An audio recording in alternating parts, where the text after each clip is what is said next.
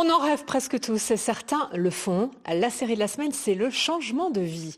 Comment devenir créatrice d'objets en tissu ancien quand on était éducatrice pour autistes? Nous allons retrouver Cécile au Val, dans le Var, avec Francis Mallory, Alexandre de Quitté, Philippe Miwa. Tiens, regarde celle-là, celui-là. Ah bah bien, oui. Ah bah oui, ça ferait vraiment dans le même style un peu. Tu vois, il irait bien avec ce bleu, regarde ce voilà. contraste de Ouais, très turquoise et de... Je crois que tout a commencé par une passion des vides-greniers.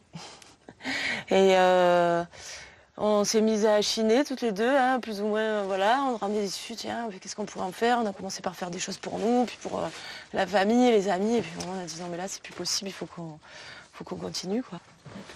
Depuis, des vieux morceaux de toile de jute, de tissus anciens ou de cuir chiné retrouvent une seconde vie. Une résurrection qui s'explique en partie par le parcours singulier de cet artisan. Oh, regarde comme elle tient là et comme elle est toute momolle là. J'étais éducatrice et ça a été un super métier puisque j'ai appris énormément. C'était vraiment un métier de cœur. Un métier qui, pendant 18 ans, la comble totalement. Voilà, ça c'était avant.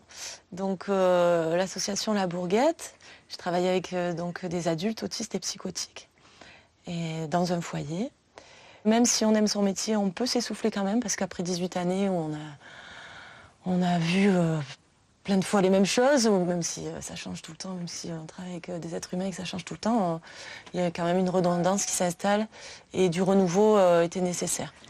En accord avec sa belle-mère, qui partage la même passion des tissus, elle se lance dans cette nouvelle aventure. Leurs doigts de fée rénovent et transforment tout ce qui passe à portée de leurs mains. On se complète.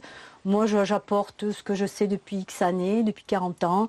Et elle, avec ses nouveautés ou avec son audace, voilà, on arrive à, toutes les deux à faire une belle balance.